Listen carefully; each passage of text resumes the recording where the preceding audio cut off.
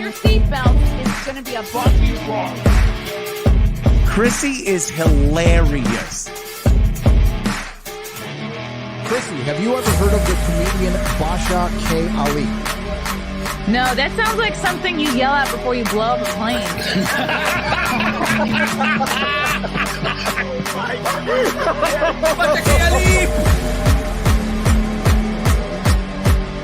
30 seconds remaining. But you know what, good to say I doubt it will stand up to something. I haven't been disrespectful to you at all. I was very confused by the title, Everything Everywhere All at Once, because that's also what we call it when Ash takes off his shirt.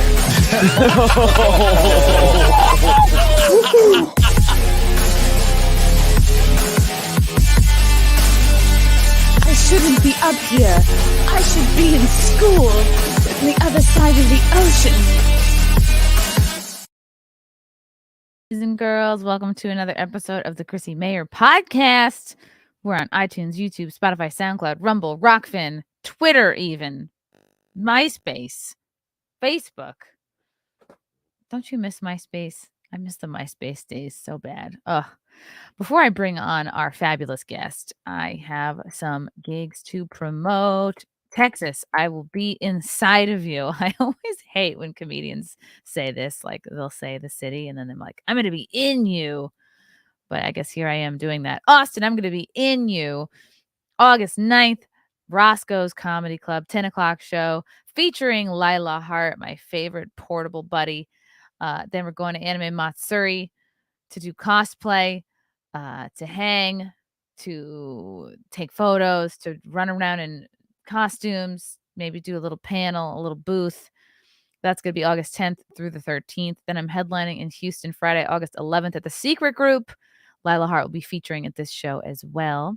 Then I'm back at the Brokerage in October, the 27th and 28th. I'm at the Brokerage Comedy Club out in Long Island, Strong Island. My people, that's where I'm from. My orange brothers and sisters, you're all welcome. I'd love to see you there. Then I'm back in Florida, I believe, Sunday, December 3rd. I'll be at Tampa Side Splitters. And then I got the San Diego mic drop in March. We're already booking out to March. These, but I'll go wherever they'll have me. I'm not picky. I'll go back to the Elks Lodge. I don't give a fuck. Okay? I don't have fancy management. I don't have fancy agents, handlers. It's just me. So we go where we can. I'll perform in your living room. I don't give a fuck. I'll get weird wherever.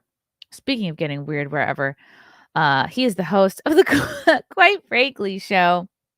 We've been friends for years. He's just one of my absolute favorite internet people. He's someone you can always reliably turn to for a sane take on whatever craziness is going on in the world. So welcome back to the show, Mr. Frank Valbiro of Quite Frankly. Or a crazy take on a sane topic. Whatever how it is. Man, it has been years though. It's you know what I was thinking about, Chrissie, the other day? How hot I am? Oh yes. No, that's the last thing I think about every night. And also, how dare you say that you have no help over there with Frank kicking around in the background? Okay, it's heated up. It's together. When I say I don't have any help, what I mean is I don't have United Talent or CAA or UTA or UTIs. Okay. None of it. I have no. At this point, you can't even. He's just a mainstay, so don't even mention him. Right. No, I should mention him. You're right. I should have mentioned him. Hey, listen. Have you ever thought about years ago when you guys were first doing your show at our first studio? Then you came over to this one right here. Yeah, you came over to this one. But have you ever thought about what was going on with that original lineup of shows that we had going on at the network? We had at one time, obviously, Anthony, right around the time that 10-second songs blew up, and he's still Your doing brother. that. Yes, Yeah. Anthony Valbiro. Yeah, he's, for those of you who don't know, this is a very talented family Frank comes from. His brother Anthony is Mr. 10-second songs, which when was his sort of, I mean, he's constantly viral, but when was his initial viral heyday? That was March 2014 when it popped off. So we had March 2014. you guys were there. So you, and obviously your success is undeniable. Every time we get together and hang out, there's always something new that you've done. Now of course, the last thing, I don't know all the details, but there's no way to avoid it. You have somehow managed to piss off an entire Southeast Asian country. But they're not that big. It's just Malaysia. I know. And I mean, yes, a lot of my clothes come from there. So I was very worried for a time. But I think they've calmed down now. It was only about 6 weeks of constant death threats aimed at myself and my friends, family, anybody who commented on anything I ever did also got Malaysian threats. But it's calmed down. Were they threatening to kill you from across the ocean, or do they have their agents here in the U.S.? They were threatening. Well, they were threatening to send Interpol to have Jocelyn Chia arrested, and then me just for association. They were threatening to have us both arrested like the instant we set foot in Malaysia, because we were joking that we were going to have an apology tour. We were going to hit up Malaysia. We were going to perform at several Malaysian venues, and they just were not. I didn't realize a whole country could not grasp jokes. Like, I just thought it was individually, okay, here and there, an individual would have a stick up their ass and or be stupid or not have a sense of humor, just not grow up around anybody funny and just not know how to joke. But I didn't realize a whole country, thousands of people, would all be the same way. Or just people that are online. I'm sure there are some fun Malaysians, but they're just not online. Oh, I know. I'm sure there are, and I'm sure they're like, oh, there goes all these uppity Malaysians making us look bad again. And I'm sure they're out there. But fun fact: Malaysia. Don't ever get upset if Malaysia, anybody in an official capacity comes after you, because remember, Malaysia was the country that the Obama administration had to work to cut out very specific pro-slavery articles for that Trans-Pacific partnership they were trying to do. They needed the Malaysian shipping lanes to make this international trade deal. I don't know anything about this. Oh yeah, well of course Malaysia is still an economy that relies heavily on human slavery. So while everybody is climbing up flagpoles over here around 2014, 2015 to try to tear down Confederate flags, and they want to exhume the bodies of Confederate soldiers, the Obama administration, which foments this kind of color revolution at home, is actually being sympathetic to states that actually still have slavery there because they need shipping lanes. And so I think it's all just so ironic when people go wig out like that, especially when you have this floating over your head. The smooth brain hypocrisy that continues to go on every day never ceases to amaze me. Like we love Nike for promoting. They were among the first to do like a big like Black Lives Matter show, and I was like, oh, it couldn't have been easier for me to just be like, all right, I'm just never gonna buy Nike again. Like, I remember the first big billboard to go up was like Nike Black Lives Matter. I was like, noted, goodbye. We already have too many choices to begin with. I'll happily easily stop buying Nike over that. But of course they still use slave labor. I mean, most things that we buy are put together by little slave hands, but I know. And it's always the little slave hands they go for. They love tiny slave hands. They're the ones who can put together the iPhones and the iWatches. Yeah. They need the big hands to take all the rare earth minerals out of the ground. But the factory workers, they need the little tiny intricate hands. So but the reason why I was bringing that up is because I was thinking about this not too long ago, that during that period of time at the studio when I got introduced to you and Frank, and you guys started doing 3-drink minimum, and that was I think that was 2015 we started that podcast. No, it had to be sooner than that, because you were there. We met in November of 2014. Unless we started at December of 2014. That's like the absolute earliest. Couldn't have been, because you were there when that thing popped off with Anthony. When 10-second songs first went viral, you guys were there. I'm pretty sure. There's no way we started dating November of 2014. So there's no way. The earliest we could have. I want to yell. Hold on. I'm going to yell into the next room. She's yelling right now. Give her a moment. Okay. It was after 10-second songs went off, Frank said. the earliest we could have possibly started a podcast together would have been January of 2015. Wow. Okay. Well, anyway, there's Could have been Anthony. right after. There's you and what you had in the bag, what was going to continue to grow into what you have going on right now. Quite frankly, had kicked off around 2010, 2011, and I think it has a nice little imprint on the internet right now. Yeah. Anthony Rodia, he had his show there. He's a big Way. Yeah, we were all. You think about the people who were working on their own individual shows in that studio at the same time. It was akin to the grunge movement in Seattle. It was incredible to see where people were popping off. But far less drugs. At least on our side. Yeah. I didn't know Anthony Rodia had a show out of Zadalza. Yeah. Mike May brought him over. Oh. And they're all friends in New Rochelle. So yeah, Rodia, that's where it was really insane. Cool. Yeah, it's great to see where everybody's gone.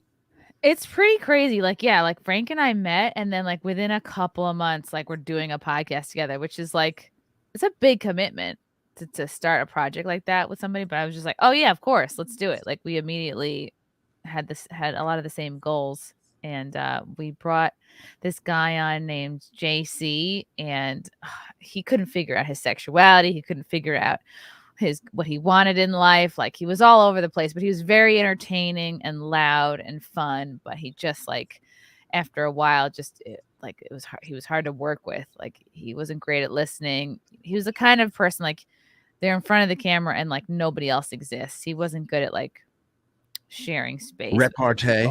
Yeah. Not great at the banter. He was a one-man band, but you have to do these things to figure out who you like to work with and what you want to do.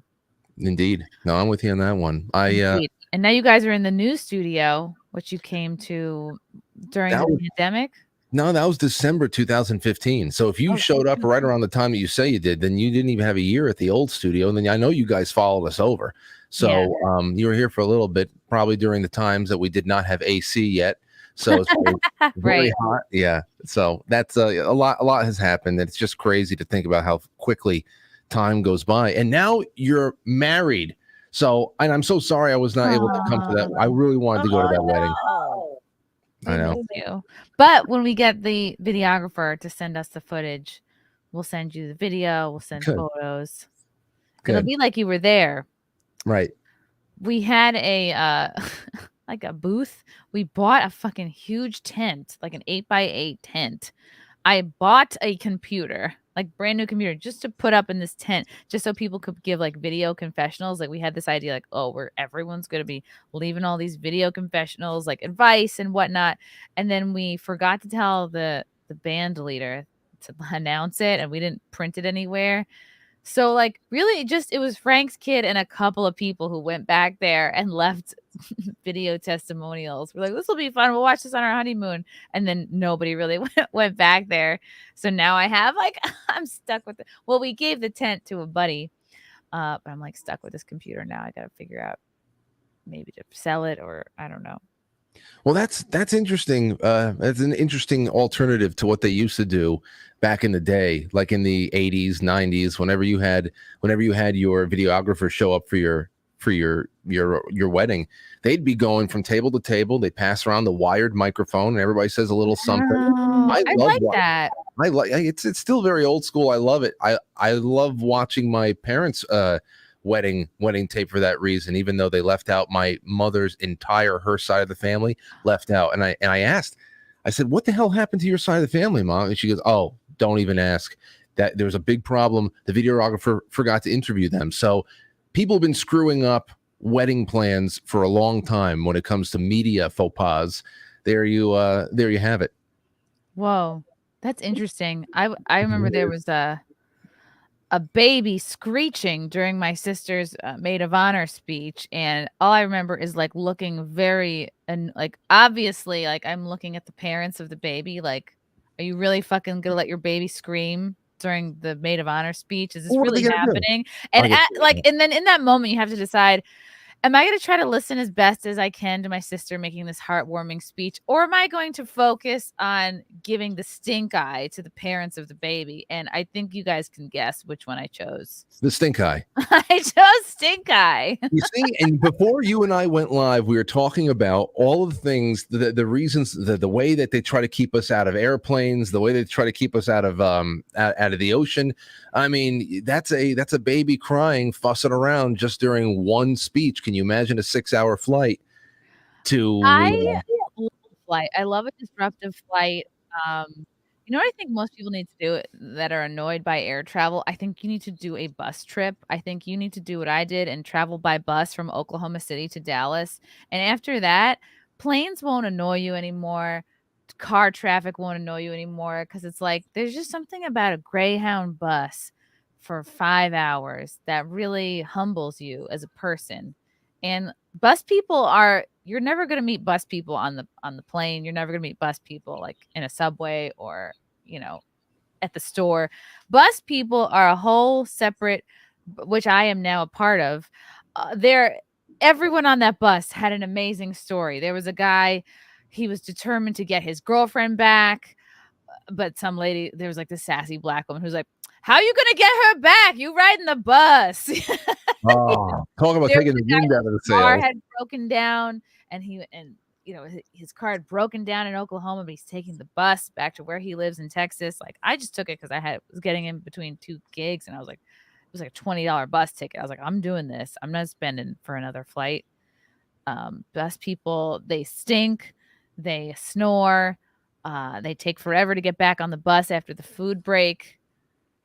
It's just so funny. It feels just like an adult field trip, when the bus driver has to stop and let everybody out at the McDonald's or the rest stop, or all right, see you back in 15 minutes. And for a goddamn fact, there's going to be a couple of people who are going to take their sweet time and not come back till like 20, 25 minutes later. I'm going to leave you. I'm going to leave you here. I promise. That's why I'm not going on any cruise ship. I wanted to go on like a cruise ship at one point. I was like, yeah, that'd be nice to go on a cruise. And then of course I started realizing what being on a cruise was like. You're just like a floating beehive with a bunch of people who have terrible hygiene.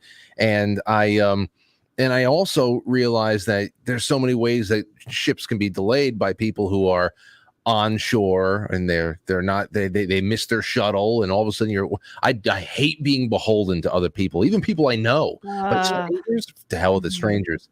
And if I were trying to go win somebody back, if I had a girlfriend or somebody I needed to win back in some way, and I'm putting the effort in, I'm getting on this bus, I'm going to go put my best foot forward, and some stranger on the bus took the wind out of my sails. How you gonna get that? Like, you son of a bitch, man. You know how what it took for me to get on this bus? Yeah, but I became like, I think I gave some really good advice to the guy that was sitting next to me, like what to do with his life. Because like once I started talking to somebody, it's like, and we're a few hours on this thing, like I'm gonna fix your life by the end of this. Like we're gonna figure out what's wrong. But then I couldn't get any of my own reading done. But it's just great. Like I love a bus. I love and that's what all these celebrities. This is why they get out of touch. They're not taking buses anymore. I drive everywhere now. That's just the way it is. Because I'm definitely not getting on the ocean. Have you noticed that they don't want anybody going in the ocean anymore? Paul's bored. Let's switch topics. Yes, let's talk about the ocean. They definitely don't want us in the ocean. There is a lot of ocean content. And I think it all kicked off with Ocean Gate, the submarine that exploded on Father's Day, but they didn't want people to know that everybody died on Father's Day, so they delayed it. And then they brought it to mainstream media to distract from, what was it? A Hunter Biden whistleblower or something having to do with the Bidens. And you know what? Just on that for a second. Why do they need distractions anymore? I don't even know why. It's one thing or another. You say, oh, this is a distraction. I said, from what? Oh, from another whistleblower. A whistleblower that would lead to what? What exactly. kind of? I think about this, and it's getting more and more infuriating. Who even needs distractions? I think it's just a big heap of shit, bunch of happenings. Some of them are more important than others, but damn, there's no need for there's no cloak and dagger or anything anymore. Nobody cares about anything. There's zero Yeah, there's nothing that's going to happen to the Biden family. There's going to be he must be the most relaxed person on the planet. Like, you can leave cocaine in the library and it's like, no, you're going to be fine. You're going to get off. We're going to have them stop the investigation. Like, everyone knows it's you, but you're not going to get in trouble for it. Like, imagine being Hunter Biden right now. You're untouchable. It's the easiest thing in the world. I always say it's easy. If you're part of the club, then whatever. You know that as a Republican, you if you work in that industry, you have to take on certain responsibilities. You have to take on the heel, the WWE heel role every once in a while. You have to, get used to being booed. But other than that, you get enriched just like anybody else. You have job security just like everybody else. And you know exactly not to bite the hand that feeds you or, try to do anything with the other hand that has a gun to your head. And but other than that, outside of playing the role of heel, there is nothing easier than being a Democrat. You don't need logical consistency. You don't need rhetorical consistency. It doesn't require anything. You can get caught doing almost anything. And especially if you're farther up the ladder, as far as hierarchy goes, there's no worries. There's no worries. I mean, the fact that you don't need to have any kind of logical or rhetorical consistency is that is such a vacation. But yeah, they don't. There's not a worry to be had. So if you see Washington politics similar to wrestling, do you consider Trump to be like a true outsider still? I don't listen. I don't know. I don't really know. All I do know is that there's give and take in everything. And for all of the conversations I've had and the theorizing I've had with people about controlled opposition and this and that, I don't know anybody who would take the deal that Trump got just for the what, to say that you were president for 4 years and didn't take a salary the entire time, to have this kind of this kind of bloodletting going on. So whereas you can never fully disconnect him from everything because he was really involved in politics for decades leading up to his candidacy, he was asked about it. He would, whether it be his time as a talking about Republican candidates or Reform Party candidates, he's donating to both sides. He's worked with the FBI in Atlantic City and other places. You can't disconnect him from all that. He's just been in the circuit. But as far as where he is now and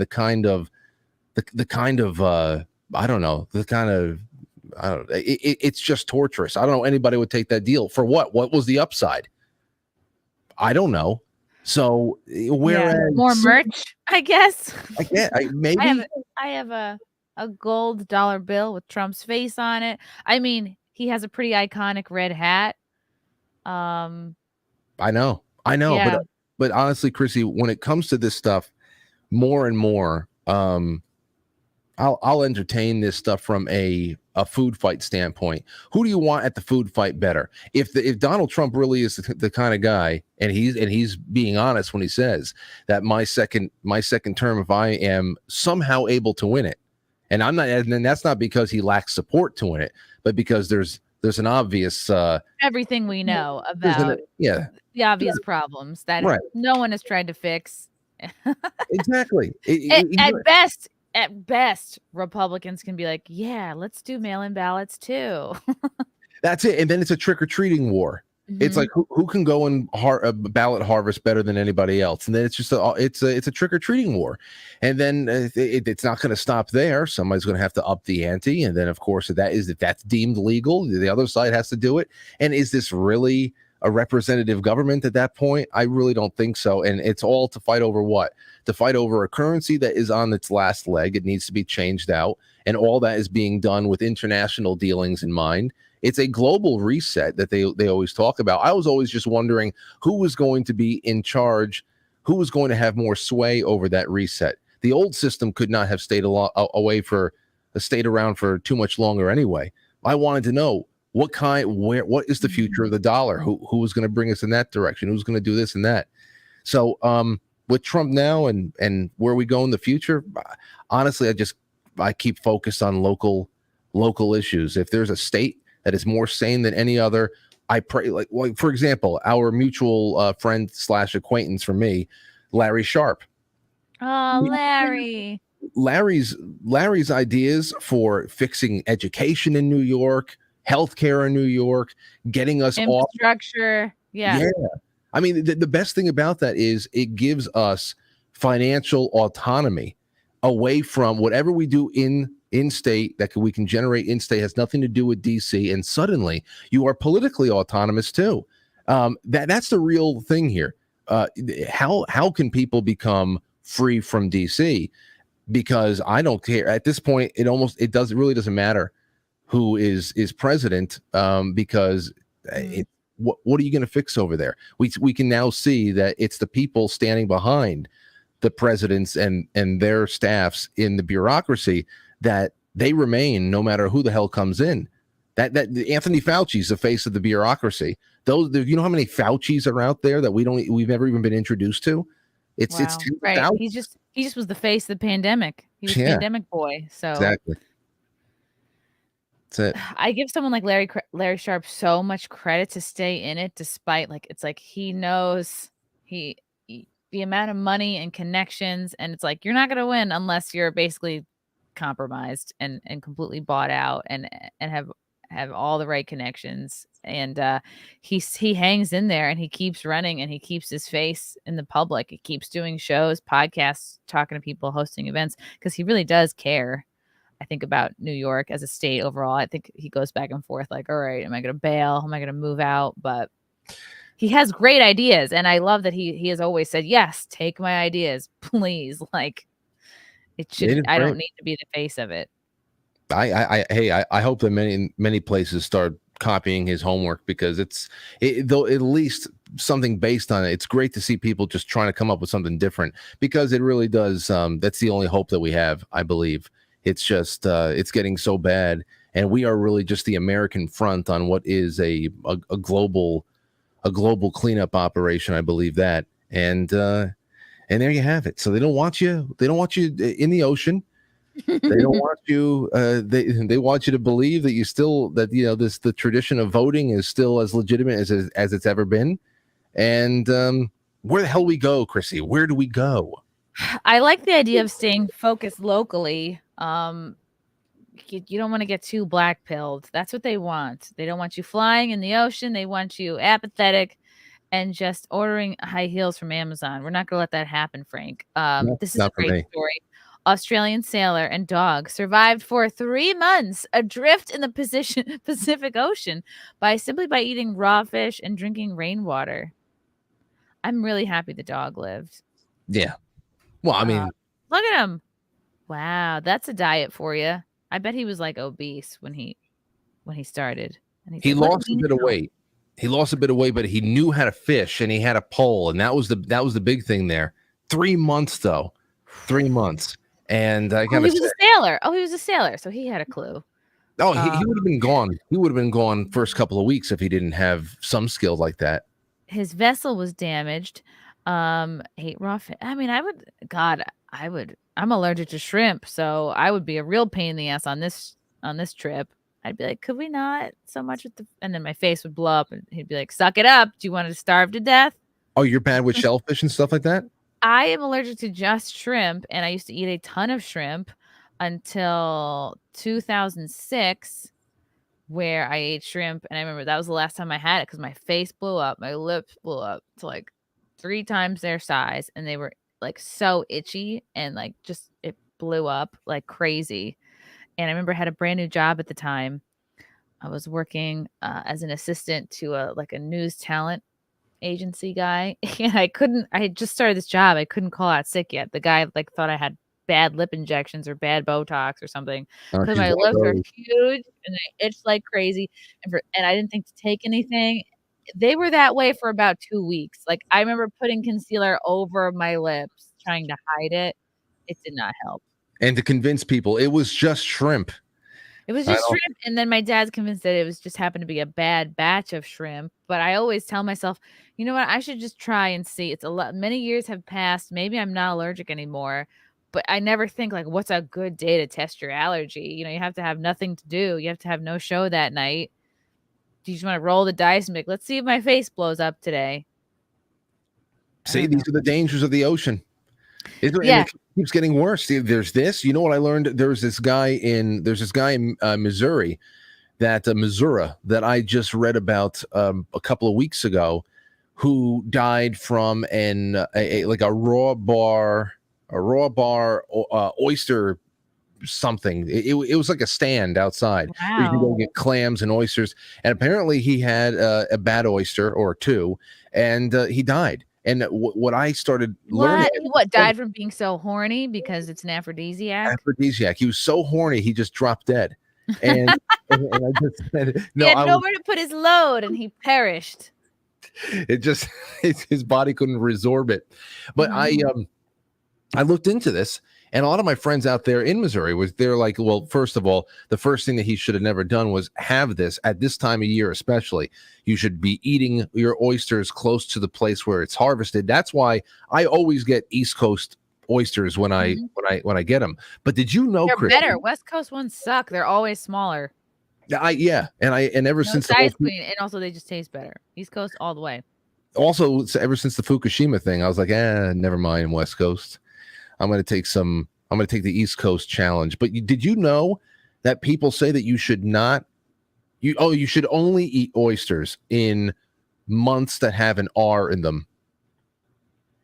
Like the September and to January, all that. So like once you get to like spring and summer, you should not be eating them, because if the oysters are harvested during warm temperatures, they have more of an opportunity to breed this, what could be a lethal form of bacteria. And that's apparently what got this guy. Whoa. I didn't know that there was a rule. Summer is when people want to have seafood. I know. I love oysters. Oysters are fun. I always feel so fancy. Exactly. Now, what do you put? Put a little horseradish on there, a little bit of lemon. Yeah, I don't like too many toppings on my oysters. You got to do a couple straight up. You just got to slurp that ocean down. You can't, distract from the just pure taste of the ocean. But then, yeah, I'll have a couple. I'll throw a little lemon juice, a little brine, a little horseradish, a little bit of cocktail sauce. But the cocktail sauce. Yeah, that's me. That's what I love going for that. Anyway, you want to hear a weird ocean story that came into my show not too long ago? I had somebody write into me, said, Frank, here's a story. We went out. I think they went out. They wanted to go fishing somewhere off the coast of California, maybe around the San Diego area. And they left. They departed on this little fishing trip of theirs. There's something specific they were going for. I forget what it is. Around midnight. So they get into this little boat around midnight. The guy, he's with another friend of his. He's going off into the darkness there. It's a moonless night. It's dark. And he decides to nod off a little bit as they're making their way out a couple of miles to their destination off the shore. And he said he was woken up by his friend, who said, roused him, said, get up, wake up. And he thought that something was wrong. So he woke up, and all of a sudden he said that they were encountered. They were followed. They were tailed. Under the water, they can see it, almost like a torpedo. But he said it was torpedo shaped, but it was under the water, and it was going. And he says, I know this because I know I think he was either Navy or Air Force or something like that, where he can judge speeds very good. I forget what it was. He said this thing was going somewhere between 60 to 100 miles an hour under the water, almost like there was nothing leaving it behind. And it was a purple. It was a glowing purple torpedo-like something that was following them and then overshot them and was tailed immediately by about a half a dozen other purple somethings, these cylindrical objects that were traveling at around 100 miles an hour land speed under the water, and using this boat as a little bit of a tail, or what they were tailing for a time before they just dispersed and went off in different directions in the ocean, never to be seen again. He says, I swear to God, we were sober. It's real, and I'm not lying. And I said, whoa, to think about it. That's it. It's the things you can't see. Submarines. Wow. No, not submarines. They're small. I guess No, smaller. just like a flying underwater cylinder. Something. Can you imagine all the shit that's under there that we don't know? So you're alluding to some kind of just secret tech, some low-key water tech that they're not letting us in on. It's secret and it's intelligent because it's not just. I know off the shores of certain countries out there are those the bioluminescent algae that you ever see that washing up on the shore in some exotic beaches and locations in the world. It's really gorgeous. There's this bioluminescent almost algae that when it comes upon the shore like that, it's like this glowing blue. It looks like it's radioactive, but it's really interesting stuff. And that. Yeah, but this is beyond that because we're talking about intelligent piloting. So nuts. Kaiser Soze here feels that maybe there was an electromagnetic field involved. That would be interesting. It had to be. It would have to be. I mean, that's where a lot of people who talk about USOs as opposed to the UFOs. When you talk about the Unidentified swimming object, unidentified submersible. Oh, I like swimming object. Okay, they can do that too.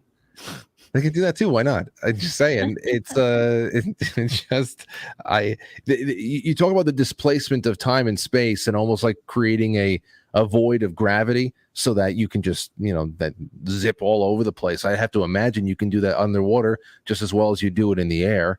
Right hand turns at 1,000 miles an hour. I have to imagine Swimming around all the whales. Yeah. The whales. That's another one. The whales. Yeah, I feel like they've kept the ocean secret from us. Oh, the ocean is so unexplored. I feel like they're exploring it. They're just not telling us. Absolutely. Absolutely. I just want, it really comes down to this. You ever see the fourth in Indiana Jones, the Crystal Skull one? Oh God, yeah, that one sucked. Yeah, it wasn't very good at all. And according to the reviews, the fifth one wasn't that good either. But in the fourth one with Kate Blanchett, she's part of the she's the part of the Cold War Russian. They're after everything that Indy's after, and they want this crystal skull because it's going to open up they're going to tell them all the secrets of the universe. And finally, at the end, she stares into the crystal skull and she pretty much says, I want to know everything. And I think it was just, she did. I mean, it just implanted everything into her mind to the point where I think she just blew up. It was just too much to handle. So I always wonder, how much do I actually really want to know? But right. The truth about the ocean is definitely one of them. I think that there are secret submarines. I think there are secret continents. I believe it's all possible. And they just want us fighting about genitals here on land and beauty pageants for as long as possible. I know. Think about how pathetic that is. All the time that people spend contemplating their genitals. And then they have to every day they go to TikTok with a new update about their genitals and what it said to them and how it's changing in some way. It's so I feel so bad. I really do feel so bad. And then of course they become militant and I don't feel bad. Then I get angry and I want them removed from civil society or once civil society. But in the meantime, if you see somebody who's just suffering with that kind of mindset and they're not really bothering anybody, they're just lost in themselves, that's really pitiful. It's a pitiful thing. And shit, man. And I saw what happened to you. That's another thing that happened since the last time you were here hanging out with me in studio. You had the incident with the hecklers in the the land whales. I had my own ocean disaster, and the land whales washed the shore at Hyenas in Dallas. And this all happened in a period of a few weeks. And then it was making American Airlines making me and Keanu Thompson take our pants off at the gate. And then it was the trans heckler moment, and then I had a fried chicken moment. Fried chicken joke. Yes. Oberman called me a racist POS. And then it was Malaysia Gate, and then I got married. So it was a very eventful 2 months. Well, at least it ended well. Yeah. Well, then again, all that was really good. It was good. Yeah. Yeah. I mean, it sets you. I'm sure that it sold a lot of tickets, and that's good. First of all, what's it like to have Keith Olbermann put his crazy lesbian eyes on you and like focus all his crazy his crazy old lesbian rage on you? The same feeling I get anybody more famous than me pays any attention to me. Like, aren't you too good for this? Like, aren't you? Same feeling I had when Chrissy Teigen responded to me on Twitter, or like when Michael Che posts and then deletes a video of me. It's like, what are you? You're in famous people land. Like, what are you doing paying any attention to me, Keith Olbermann? Like, what? And then you realize that he's jealous, because if you Google Keith Olbermann apologizes, 30 things come up, and he's just so upset that he's had to apologize for so many things, and comedians don't have to apologize for shit. If they're doing their jobs right, they shouldn't be apologizing for shit ever. But people are just insistent upon putting their own bad faith on your jokes. Like just yesterday, some guy's calling me an anti-Semite for just for random jokes, and I'm like, no, you really want to be offended. You're putting this on me. You don't know my intentions. Like, people assume your intentions, and then they go to town with it. And Well, random jokes they're just allowed to just do libel, they're allowed to say whatever, write whatever. They don't really have to prove it. It's like what you said about being a Democrat in Washington. It's like, you don't have to be consistent. You can just say whatever the fuck you want about anybody, not have to prove it. Anything. And like, yeah, you just get and why that sucks is it trickles down to everybody else, as you can see right now. When the standard is nonsensical, there's that old saying, hell is a place where there is no reason.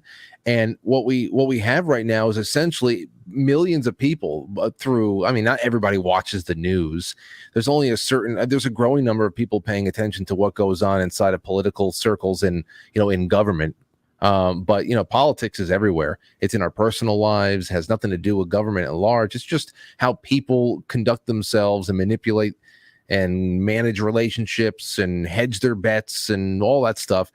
And you think about it, the permission that people have been given to totally abandon any kind of decorum that we used to grow up with, that we used to be taught by our grandparents and all that other stuff, because social media was going outside. And there's a little bit more at risk there if you act like an asshole to somebody, or if the one statement you make 5 minutes ago contradicts something that you say 5 minutes later. That's something that's going to be picked up on by people. But now that we live in this memory hole, digital text nightmare that is the internet, and everything outside seems like it's the make-believe world for people, there's no firm footing on anything anymore. And you get this from the people who are supposedly above us. They have ascended to leadership levels in our country, whether it be in entertainment or whether it be in the news or in Washington, D.C. or our state capitals or whatever. You see this message based on behavior trickling down to everybody else, that it is okay to be overly emotional, to be devoid of any kind of logical consistency. And if you just drop the mic and walk away, you've won the argument. And it's made for a nightmarish existence if you stay plugged into it for so long. You can't. I mean, you have to be very, very specific when you deal with media, I think, because it'll stay on you. It'll ruin you. It really will. Yeah, they seem to be on my dick pretty hard the last few months. But I think like once they've decided like, oh, you're a person who engages in wrong speak, it's like they'll have their teeth locked on you until they can find a weakness or till you apologize, which is never going to happen with me. I think it's almost like you're a slave to the system, and you can kind of do no wrong, and you get endless opportunities. Like you said, you don't have to be consistent, you have to make sense, you don't have to even tell the truth. But if you're on the wrong side, they'll watch you like a hawk. Any slip up, they'll blow up way bigger than it should be. But the point is, like, you just can't you can't quit. I mean, I think Roseanne for me is such a big inspiration right now, because she's been so canceled, so demonized, but she just doesn't give a fuck. I've really been enjoying her on Twitter recently. Yeah. she's just, and maybe it's because like I'm also missing my mom lately. Like this is a time of year, like it's her birthday tomorrow, and then it's her death day on August 2nd. So I'm like, always this time of year I get like a little squirrely, but we definitely need like older based women. I look at Roseanne, I'm like, I hope I can live long enough to turn into that. Like that's fucking awesome. She's an inspiration. Yeah. Well, I'm very sorry to hear about your mother. Never discussed her with you. But I understand. I'm actually going through a little bit of a, my stepfather died August 25th of last year. And so this whole, you know how it is, especially after that first year after somebody very close to you your whole life, that meaningful to you dies. It's like that whole first year is like Stations of the Cross. What were we doing this time last year? Oh, I remember this day. It got really bad this day, or blah blah blah. And it's one of those things where I think that even though those are the harder things in life to think about and to contemplate, that is real life still. I mean, there is that pain offsetting the joy offsetting the pain. There's just these moments where you're just hanging in suspended animation, it seems, and all this vitriol and all this very pointed psychological subversion is really about taking away the perspective that we gain from all that stuff. What are we leaving behind for the next generation, instead of thinking about how I'm going to become the father figure of the family and what I need to do to fulfill that role and to make my daughter's childhood as good as and as meaningful as mine was around my grandparents and my parents. I'm we get enticed into these hamster wheel battles of bullshit. Of other people's bullshit. And it's at the end of the day, like, just make sure you're taking care of your own, doing the best you can with what you have. And then if you've done all that, it's like if you've eaten your vegetables, if you've made your bed, if you've paid your bills, okay, if you've cleaned your bathroom, okay, now you can fuck around on Twitter. But like, don't get lost in that before you've taken care of all your stuff first.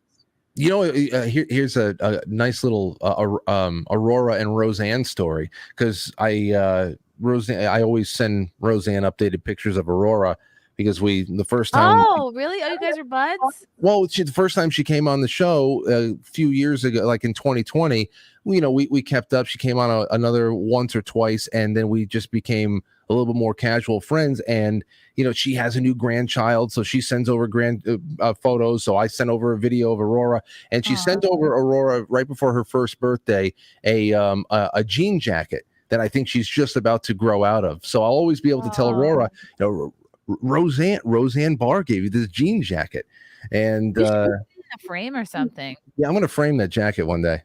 Yeah. So, but that'll be That's nice. Really cool. I'm gonna see if Keith Olbermann wants to give me a jean jacket or something. You know what he does? He has some kind of a legendary baseball artifact collection. Maybe he can give you a card, or like a Doc Ellis card or something like that. Hey, you know what? In the opening, you said you're Long Island. I didn't know that you're a Long Island native. What do you think about all this, the Long Island serial killer stuff? I'm not up on it. Like I've been meaning to cover it, but I'm just like, I don't want to cover anything like too much of a bummer on my morning stream. And I guess I haven't collabed with any Long Island people, well, other than Stuttering John, but that doesn't really count. I just haven't gotten into it yet. So do you know the gist of it? They basically found a serial killer on Long Island. Well, it was, and I only know the gist because I'm going to be talking with Shane Cashman about this on Friday. Oh, Shane! Wow! Yeah. Well, don't bring up Eliza Bleu. Yeah. I know. I heard about that. I heard about that stuff there too, and I didn't. And I saw you. Tell him I say hi, and then wink at him. Okay, I'll say, hey, Chrissie Mayr said hi. Yeah, and she gave you a big wink. Yeah, the Eliza Bleu thing. I saw all you guys covering that stuff, and she was.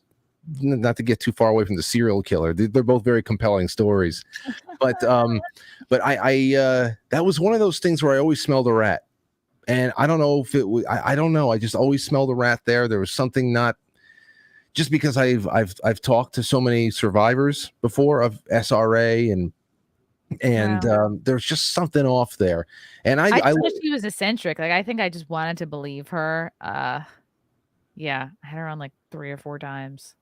I just kind of watched what everybody else does, and man, that was a feeding frenzy for a few weeks there, man. Oh, Shit. it was just because everyone kind of turned into a little bit of a researcher, and everyone was.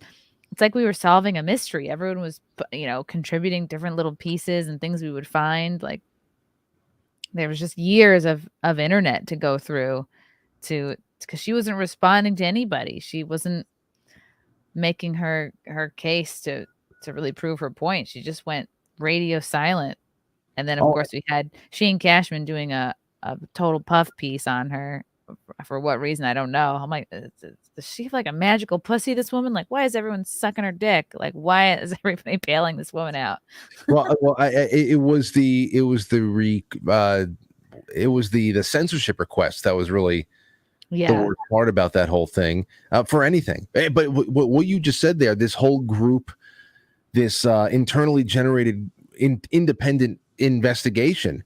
Now we all tend to gravitate toward things that are, I don't know, a little bit more personally and exciting. There's drama. There's so many other things that'll just recruit a person to a cause. But this is also the bigger reason why the internet is so useful and dangerous at the same time. We literally, I remember watching. Now we'll talk about the serial killer some other time. I remember looking at this one article about however many times the Pentagon's accounting books were exposed for. There was trillions of dollars misplaced over here. The books are not reflecting this over here, and there's just, I don't know. We're unaccountable for however many trillions of dollars. And around the same time, this was years ago, maybe around 2000. It was after Trump got elected, because we were talking about He Will Not Divide Us, the Shia LaBeouf's, capture the greatest game of capture the flag ever played. And, and that was, I mean, that really needs to be studied. And I've done a couple of breakdowns on that over the years just to make sure people remember that story. The He Will Not Divide Us story goes hand in hand with this other story about how just, internet sleuths, these autists on 4chan, they actually took and they actually were able to produce actionable intelligence about ISIS training camps overseas. Wow. Using, I forget what kind of little pieces of information that they had gleaned from where, and also Google Earth. And they passed it along. They actually found a training camp.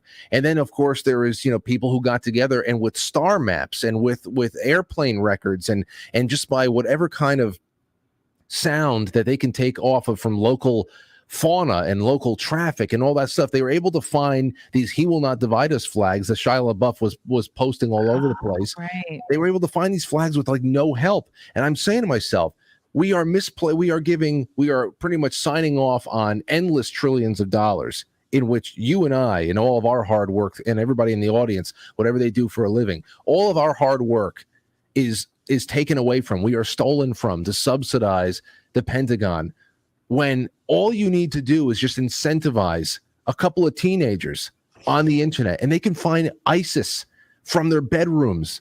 I mean, we can find these flags that Shia LaBeouf put in the wilderness with nothing but just the air traffic above to know exactly where the hell it was. It's incredible. It's incredible. They could have ended the Ukraine war by now had only we put a few teenagers on the case. I know. We could have found all those biological labs in Ukraine much quicker. It's just there's just so much. People are smart. Human capabilities. We're constantly underselling ourselves and our potential. It's like, but yeah, the motivation has to be right. It has to be. Yeah. So, and that's what it is. How are you going to motivate people to rise to the most noble of levels that we would require at this point? It really is just, people are a lot more inspired to do it for the lulls at this stand. Like, oh, that'll be funny. Let's do it. So you got they'd rather demonize a country singer and call him racist. What happened with this? Oh my gosh.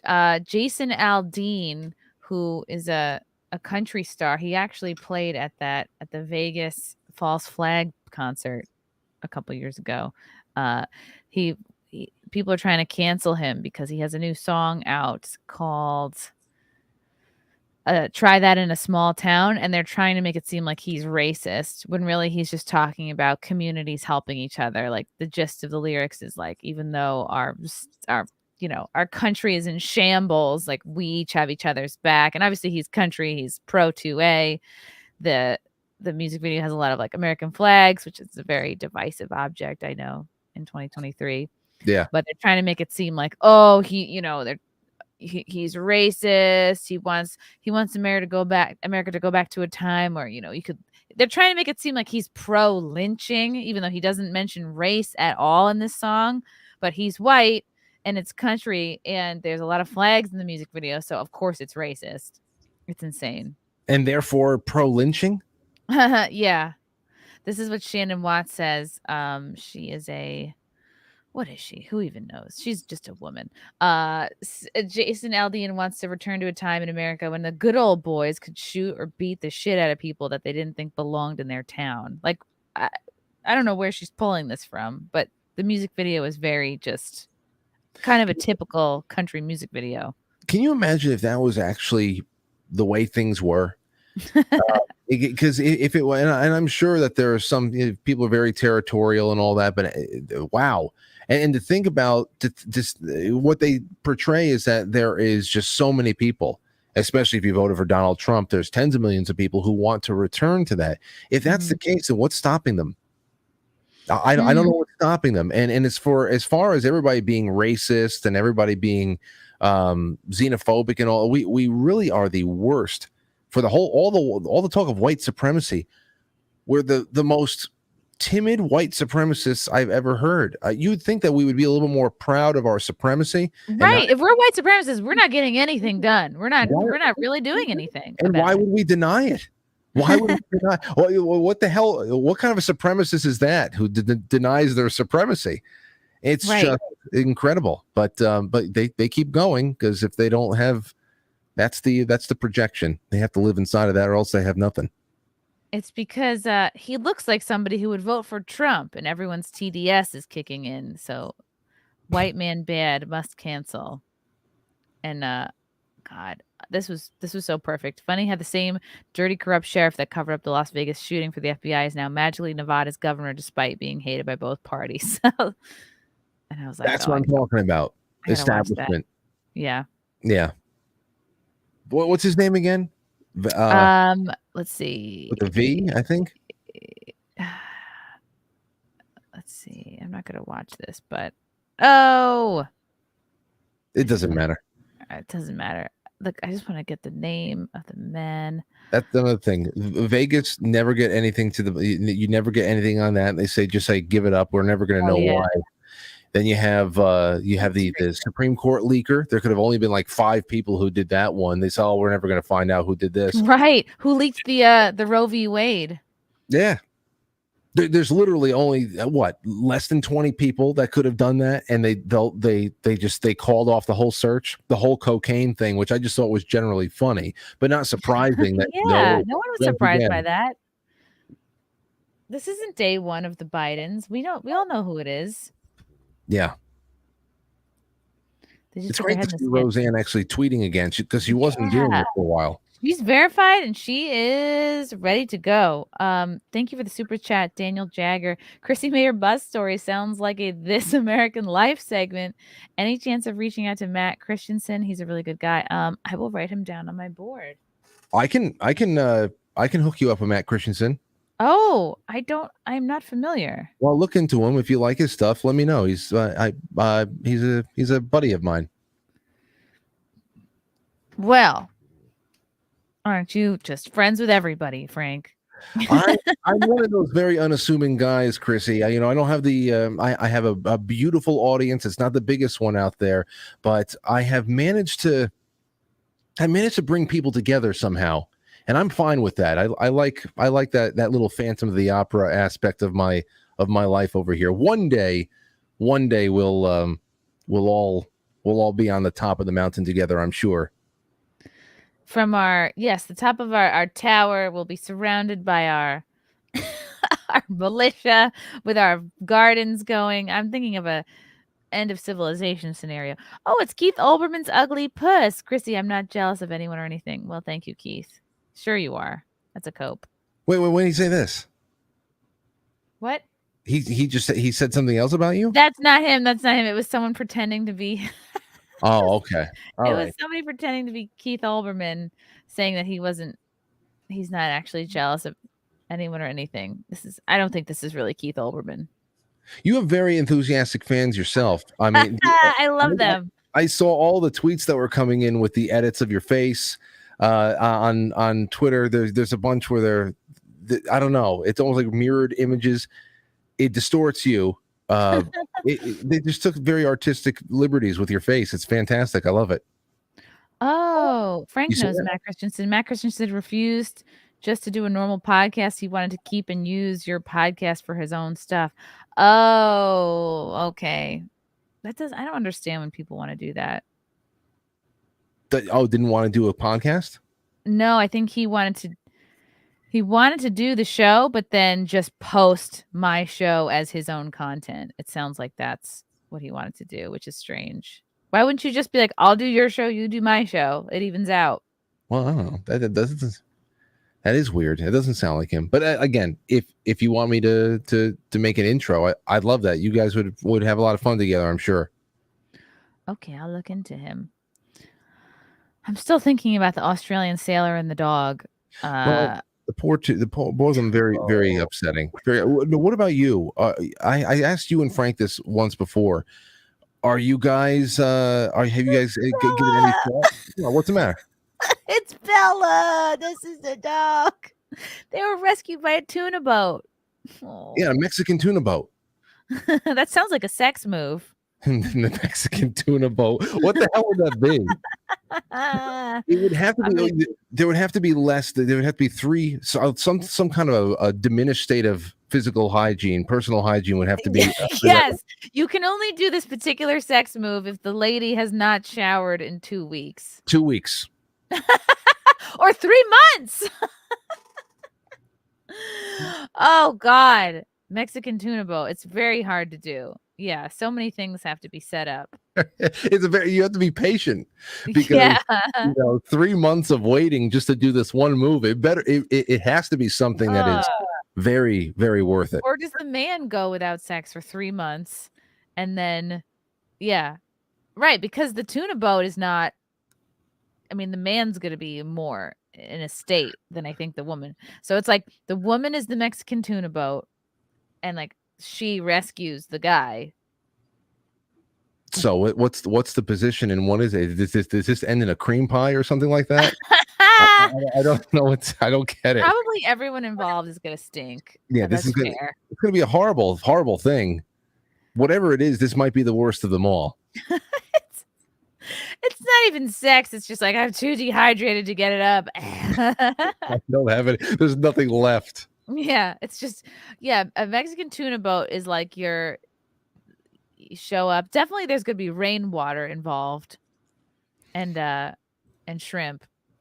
I'm going to think of it and then I'm going to tweet at you. And if anybody in the chat can come up with the Mexican tuna boat.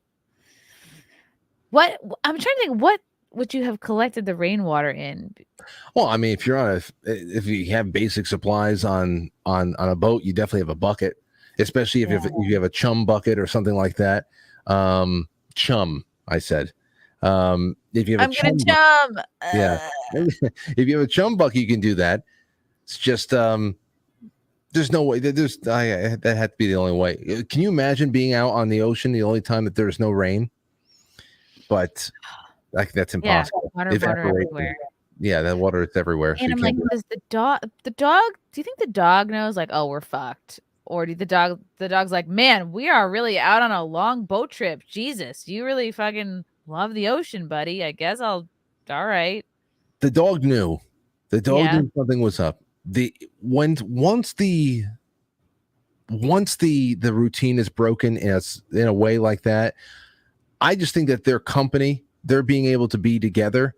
Save them both. We'll save them both. Kept the guy going, I think.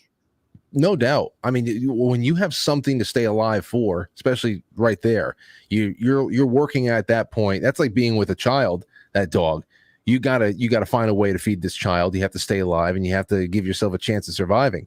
And I just think Yeah. that's why you just that's the comfort, the comfort blanket that was their relationship. But the bigger thing in there too is he said that there was a way in the boat to be able to hide away from the sun and to prevent sunburn, because he wouldn't have been able to function if he was really beat up in the ocean like that with the sun. That would have been really, really bad. He looks happy. He's probably like, I was finally able to get away from my wife.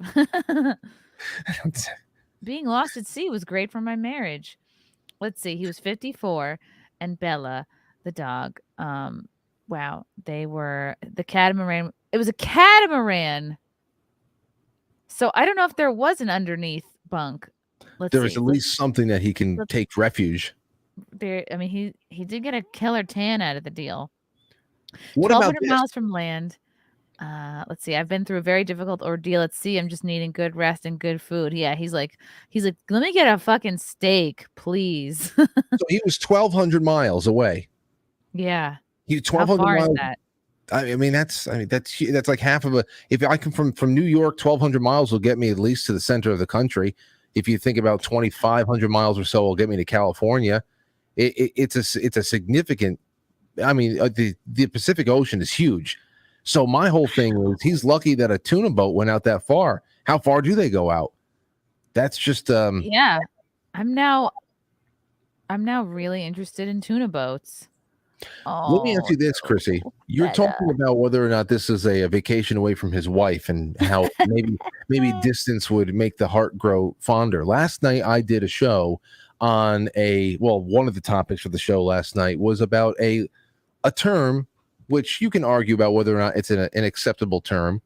The term is called sleep divorce, and they're covering how generationally the millennial generation, 44% of married millennials or cohabitating millennials, 44% sleep in different rooms or in different beds.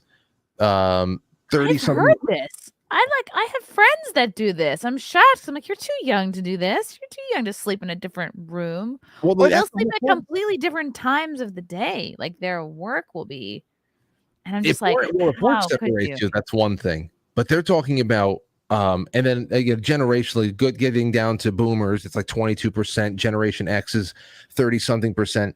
But what I asked people in the audience to call in about and to write in about was what has made you take this up, because it doesn't mean that there's something wrong with your relationship per se. If your partner or you guys do something in bed that is it's not conducive to actually getting a healthy night's sleep. So obviously the first thing you're thinking about is snoring. But I had people calling in about how their partners, they have REM cycle conditions where they will be flailing, they'll be kicking, punching, sometimes even choking people next to them.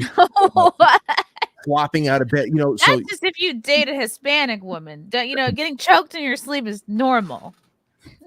That's it. That could be anywhere. You're in bed. Just was sleep choking again.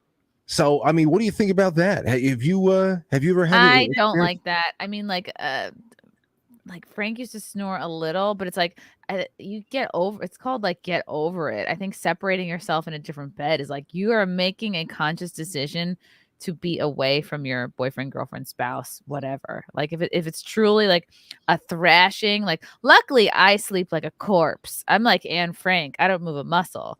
I have a tiny amount of space, especially if like both dogs are in the bed. I'll sleep in a cannonball position all night.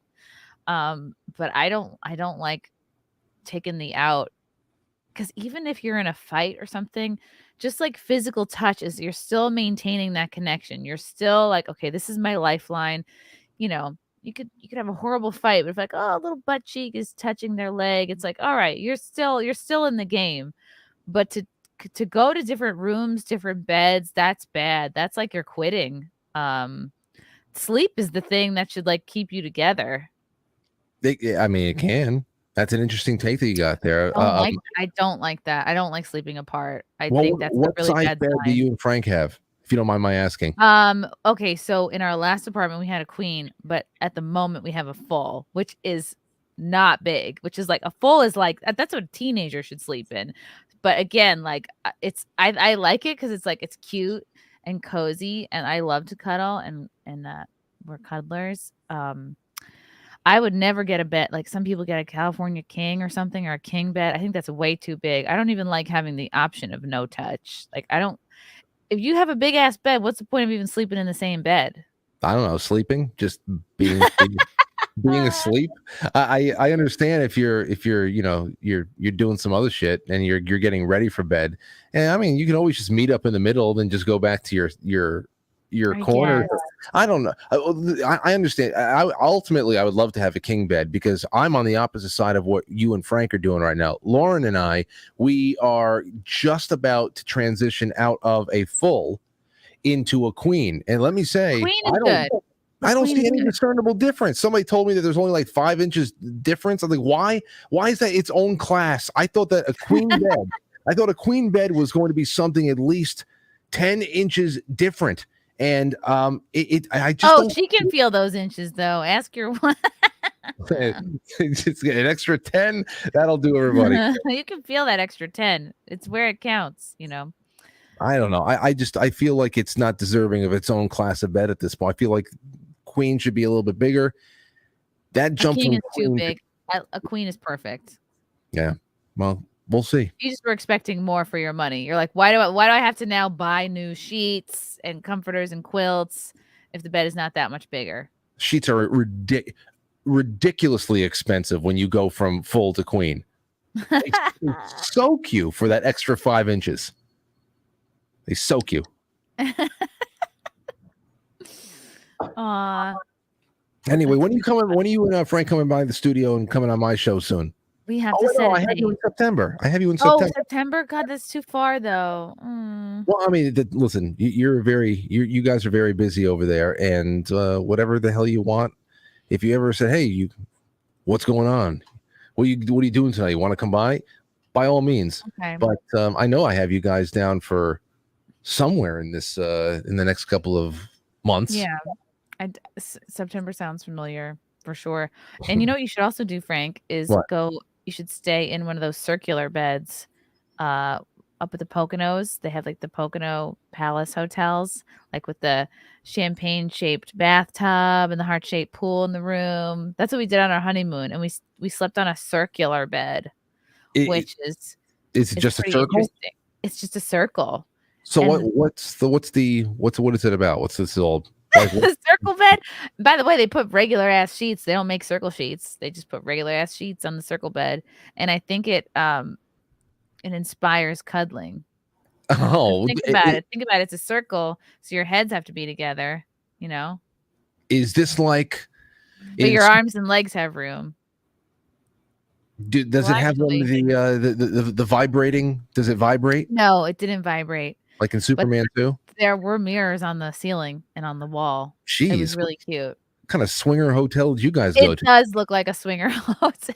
Damn, did you go to the key party afterwards? A key party, is that a swinger thing? You didn't hear? Oh, that's like You put your keys in a bowl. Yeah, it's like a. I heard about this years ago.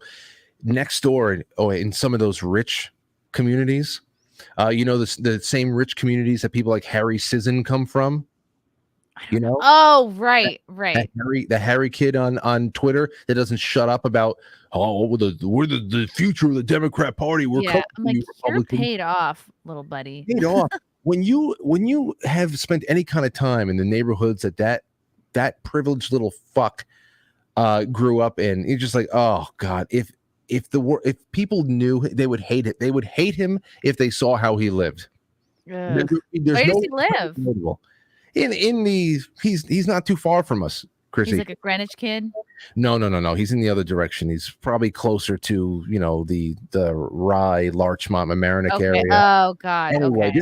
this is what I heard about, like with people who are members of the Westchester Country Club or the golf courses over there, that they would do these key parties where everybody, they would throw their keys into a bowl, and at the end of the night, you go and you grab a key, and whoever's key you picked up, you go home with. Doesn't matter whose husband or wife it is. It's just one of those things that those rich people who get bored start doing.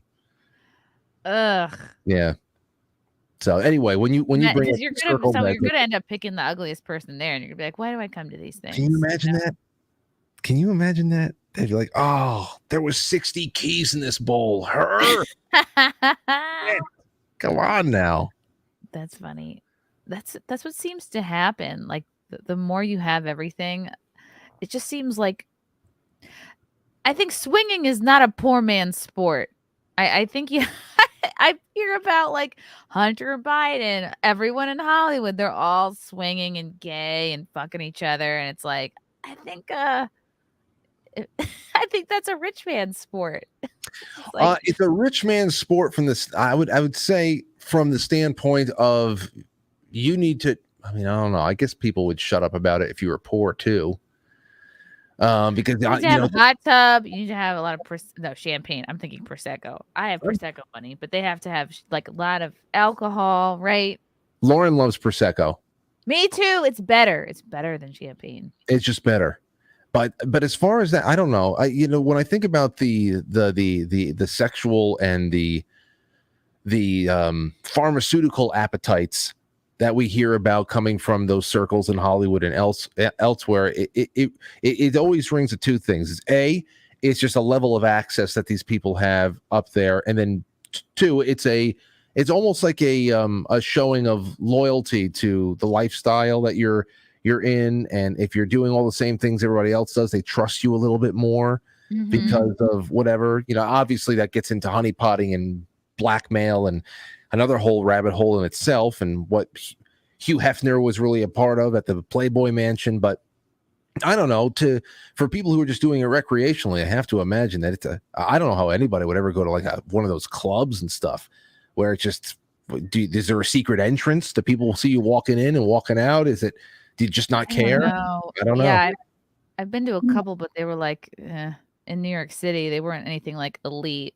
They're easier to get into if you're a woman. I think you can get in maybe for free if you're a woman, but if you're like they won't have a single dude, and if you're a couple, I think you have to pay $100. But this was so long ago, and it's like you think it's gonna be this like exciting eyes wide shut time, and then you go and you're like, oh, everyone looks like my landlord here. Like nobody's hot.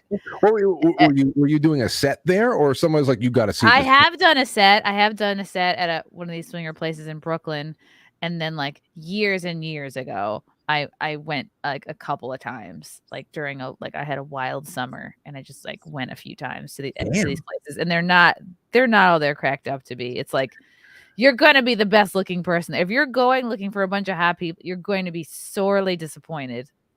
Those poor single guys, the poor single guys who think that they're going to show up to a swinger club being like, "Hey, man, I'm just here to help out. Whoever needs, I'll tell me where to go." And they're just like, "Sorry, you're persona non grata." The people who go to these things, it's like they're kind of like animals. Like, oh, I don't even care, just a warm body. Like it's a free for all. It's not the best. It's not what you think. No, I haven't been in so long. Have to imagine there. There's something else that popped up. I was going to ask you about. Damn. Was it about the ocean? Was it about Hunter Biden, Hollywood? No, it was kind of. Oh yeah, there you go.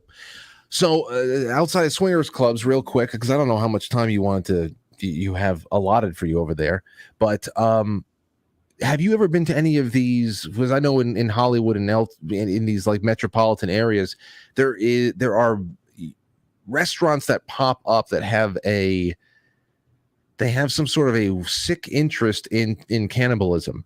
And oh God, like Lady Gaga and that Marina Abramovich chick, like all these photos, where they are like eating stuff off people, and there's someone covered in goo. And I'm talking something else. There's this one thing called.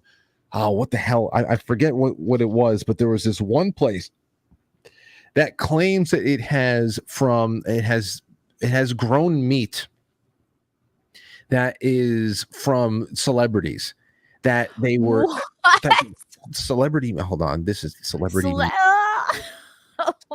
meat restaurant. Come on, please pop up. Los Angeles restaurants, a spot of celebrity, perfect celebrity. No, come on. Whose celebrity meat would you want to eat? Maybe if there's a Channing Tatum there. I don't know. I don't think I want to eat any celebrity meats now that I see that most of them are probably recycled clones. They're all GMO. I think I of think Magic Mike when I hear recycled meat, celebrity meat. Bite Labs. Bite Labs. Yes, a meet and greet. That's funny, Davina. Let's see here. Bite Labs grows meat from celebrity tissue samples and uses it to make artisanal salami. No, Bite Labs they're produce- trying to push cannibalism. They're trying to make it cool. That's what they do. That's the point of Hollywood and celebrities is to push whatever fucking degenerate shit they want to force on the populace. They're like, oh, but celebrities are doing it. It must be good. But I wonder if this is, I always wonder if this is real because this is from March of 2014. Bite Labs eat celebrity meat. Shocking. Here it says Bite Labs produces fine artisanal salami from meat that has been lab grown from celebrity tissue samples. In 1931, Winston Churchill predicted a future in which all the world's meat would be grown in labs. What, he asked, was the sense in raising a whole chicken merely for the sake of its wings or breast or meat? Today, in vitro meat production is close to becoming a reality, offering highly. But where did you get the? I always wonder, where did you get the tissue samples from these celebrities, and how do you know who you're eating? Anyway, why either would you this want or- to eat anyone? It's this normalization stuff, Chrissy. They're because trying to get every- you away from the cow. the cow, Yeah. and also to just be okay with the way that other cannibals in society live, I guess, because if they're not actually claiming to be growing things that were sourced from an actual person, there's a lot of menus out there that are based on texture of what it really is like to eat a human being. They just want that in people's minds when they're going into eateries. It's so weird. They're like forcing the curiosity on people. Yeah. No, well, It's like what they're doing with like the trans shit and kids. It's like something you weren't even thinking about or naturally interested in. They're going to make you start thinking about. That's it. Yeah. Yeah, they want to make it so mixed up. Oh, who knows what kind of meat this is? I feel like this is a Simpsons episode. We're like, who knows where this meat came from? Is it lab grown? Is it human? Is it cow? Well, who's that Swedish? Wasn't there a Swedish professor or something a couple of years ago who suggested that we should start eating our own dead? Oh. Yeah. Yeah, I partially because there's no place to bury anybody, and that we should cannibalize the dead, and I don't know, I'm just gonna stick to my ribeyes. And Even Homeboy for 3 months lost on his boat. He was like, no. I'm sure he looked at his dog and was like, no, don't. That's your friend. Just get some more shrimp, you know? Yeah. Well, think about that too. If you don't know whether or not that dog is actually going to give you the sustenance you need to get rescued. So what happens if you eat your God, dog? you eat your dog for nothing. You eat your dog for nothing, and your dying thoughts are, I should have never ate him. Yeah. And that's it. That's it. You've run out of all the fish you can catch. It's gone. Yeah, and even if you do get rescued, how did you survive? And what's that dog collar over there? Why are you saving that? And it's like, why'd you eat the dog? There's plenty of fish. You panicked there. You have the entire ocean, you son of a bitch. Why would you eat this Yeah. dog? You're a fucking sailor. You got nets everywhere. So Oh my gosh. Oh, but it was probably a good distraction because every day he's like, I gotta feed this dog. I gotta teach him new tricks. I gotta think of stuff for us to do. have you ever had a situation like this? Because you're obsessing about this story, and I think it's cool. I think it's cool. I think it's cool to be thrust into a situation where you like it's cool for this guy because he had the survival skills. He lived, he got through it. Because we're too soft and we're too comfortable as a people. Like I'm not advocating for the fucking Hunger Games, but No. I always think about like, oh, wouldn't it be cool to just like not have a phone, not have an internet, and I can just read all the books I haven't read here. Like that's why I kind of like time being on an airplane or on a bus. Like I like in between time where kind of like nothing is expected of you and there's no pressure to produce or get anything done. But maybe that's just my own because I'm always like go, go, go, like goal oriented. There's something neat about like useless time or being thrust like, well, yeah, like if you know how to survive, that's great. But it's like, what do you fill with your time when you don't have a phone. You So don't what have do you? books. You should definitely do something, some kind of a travel series that has nothing to do with actually being in a like maybe for a month. You plan for it. You're clearing all of your dates. You're not going to. Oh. You're not going. But what you are going to do is you're going to hire a Sherpa, and you're going to. You're just going to. I don't know. Just Wow, that'd be really cool. yeah, where you and just take not obviously you're not going to have a lot of internet connectivity on in the wilderness anyway, but you take some kind of a recording device so you can log the whole thing. And you should really set up a situation where you and Frank and whoever your guide is, you are just living off of whatever the hell's around. You're building your own fires, you're fishing, That's so cool. just do it for a month. I mean, you're going to have the flexibility if you don't already have that now to create something, Chrissie in the wilderness. I mean, just Chrissie in the woods. Yeah. Frank would not be down for that. But I could make God, but I want to go by myself. I don't know, maybe not for a month. Frank would be I down. like the idea. Why? It would be what he would just be uncomfortable. No, he has a job. He has a full-time job. He has a kid. Like it's just, I don't think that would be something he'd want to do, even if he didn't have all those responsibilities. I don't know. We've gone on like one vacation together that wasn't like work or comedy oriented. So we're just like, we have never really been in vacation mode. How are you as a stepmother? Have you assumed that role, or are you more like a friend? I am like more like a friend. I could never imagine like making this person who I've known since they were 3, all and who are now 12, start making them call me like mom. It's insane. No. That would be the people who do that are insane. Like, why would you? I think, yeah, I've always been like a friend. Like generally, like if there was something like physical, like a physical challenge to do, like we've done that kind of stuff together, like climb this wall or like surf this wave or climb through this tunnel or like I don't know if there was ever like we were somewhere at a park or a thing where like Frank didn't want to do it. I'd be like, oh, I'll climb up this thing with you. Like I'll be your sort of like buddy to do that kind of stuff with. And yeah, I mean there were a few times where I like had to take an Uber with him to a pool and like hang out, but I've never felt like it's an interesting thing because I've never been in the position of like having to discipline him for anything. It's just sort of like, hey, did you brush your teeth? Or like, hey, like, I don't know. Not that I avoid that, but I've never needed to like step up in that way. I mean, he's lucky for having so many adults that care about him. And I think because we don't have him all the time, like maybe if we did, I'd be more like, what's going on? Did you brush your teeth? But yeah. It's so tricky. It's different. I just think I try to be present and like maybe it'll come out more like as he gets older, like how I can help him, like how I can best serve him as an adult. But I think he's definitely picked up like our sense of humor for sure. Like he literally he's writing jokes at 12 years old. Do you know what he said to me the other day? He said to all of us, we were out. He said, why was 10 so afraid? Why? And we're like, why? He's like, because he was in the middle of 9/11. Oh, and I was like, that is so funny. I can't believe a 12-year-old wrote that joke. My gosh. I mean, that's just like that is so much better than the 789. I know, and that's what everyone thinks. Yeah. I've not told that joke on 2 shows. So I thought it was gonna be a recycled 789 joke. Wait, he went to 9/11. Damn. Yes, and I think reminds me of that tragedy. I think I had something to do with that.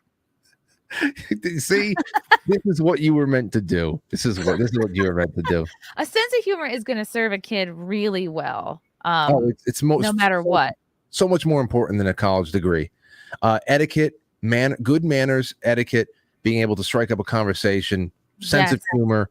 I mean, that funny, it makes you better with girls, better with friends. It makes you better with teachers. I swear to God, like I was a B+ student in high school. I was not a great student, but like being B+, but also having a sense of humor, like that puts you over. Teachers are going to like you if you're just funny, but not an asshole. You know, it always helps.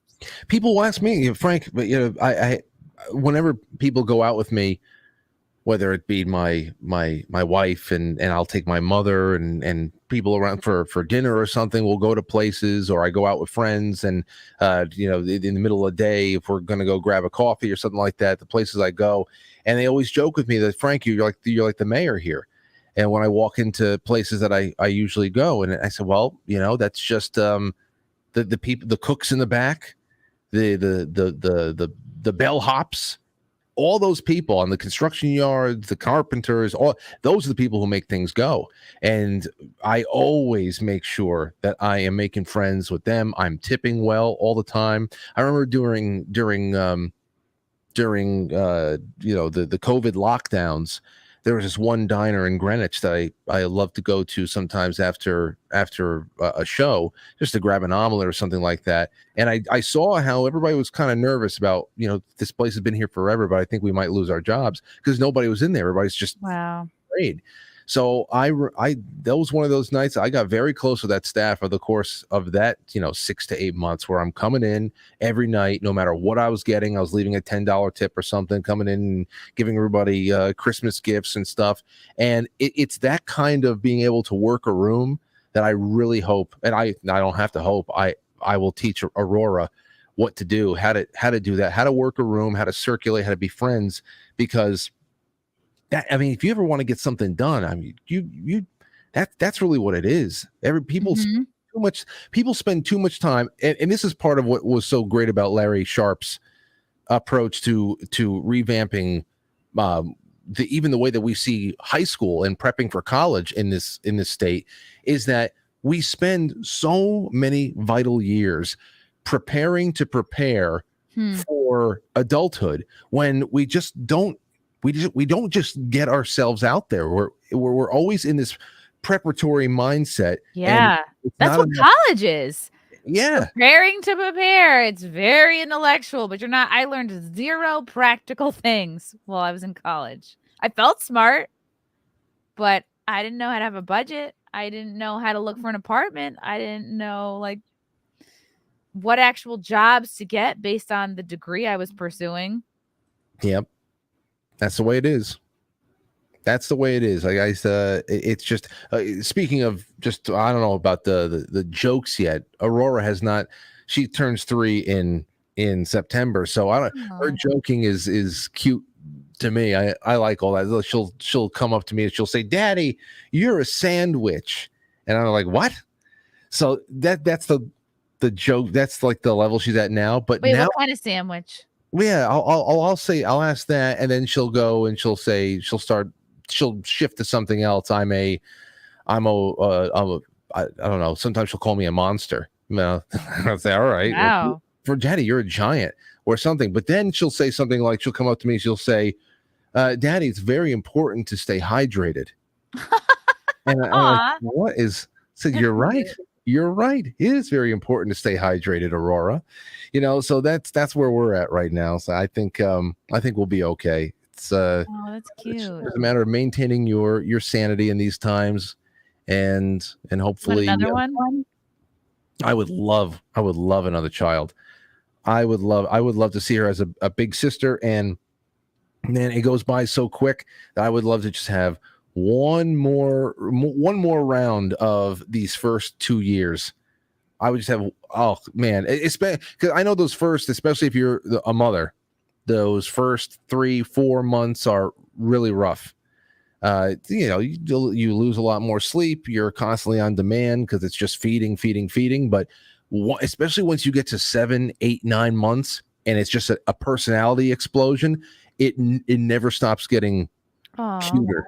It's amazing. It really is amazing. Wow, that's cool. All right, so if you can get past the first 4 months, you're all right. Yeah, and listen, and that is only the first 4 months if it's your first time around. I think it'd be a lot different second time around too, because we didn't know what the hell, we didn't know our ass from our elbow. And then by 4 months, she's sleeping, we have her in a routine. She's in her bed in her own room. I'm back in the bed. I'm off the couch, and she's sleeping and she's sleeping through the night. That's great. But I'll, it's just one of those things when I think it's the greater realization that this is a clean slate you're holding a clean slate in your hands, and it's what are you going to program? What base programming are you going to put into this child? And you have an opportunity to create miracles as far as intuitive nature goes, how to really stimulate imagination, how to stimulate language, logic, rhetoric. But how do you start introducing the concept of God?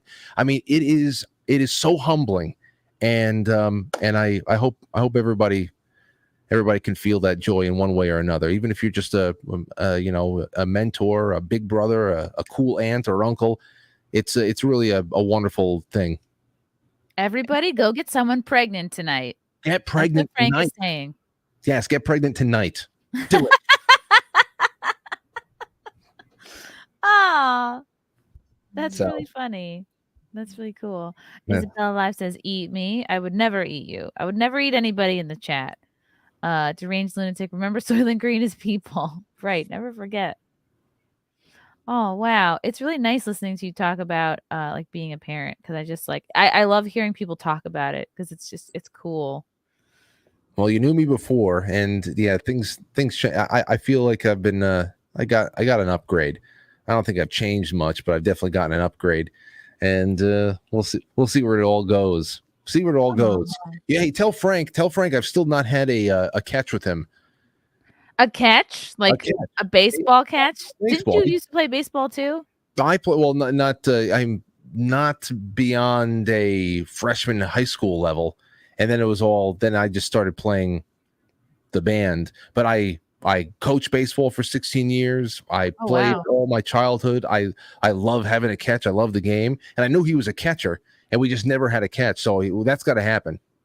So you're saying you want to be the pitcher and Frank will be the catcher? He can catch for me, yes. Oh, wow. I didn't know you guys were swaying that way. But can I at least watch? we met at a key party years ago.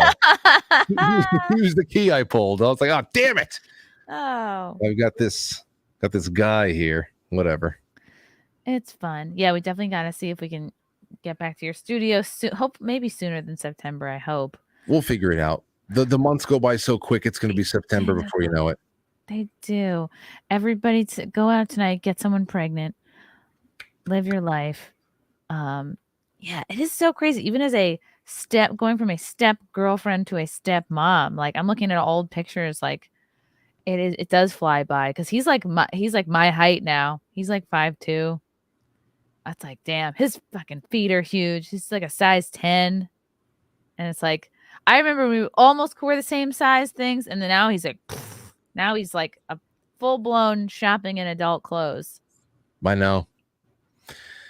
I wonder how big Aurora's going to get, because she's not even 3, and people think that she's 4 or 5. And I don't know if it's just she's going to grow quickly and then just stop and then never grow again, or what. But it'll be interesting to see. It'll be interesting. I bet they never thought Barron Trump was going to be over 7 feet tall. I think that was 30. He's going to be 38 and a half feet tall by the time he's done. He's going to be in the Guinness World Record book. Yeah, that's what he looks like now. He looks like, if you ever go to like a Ripley's museum. Yep. They might as well just throw up a picture of Barron Trump when you walk in. That guy in the Ripley's museum in Myrtle Beach.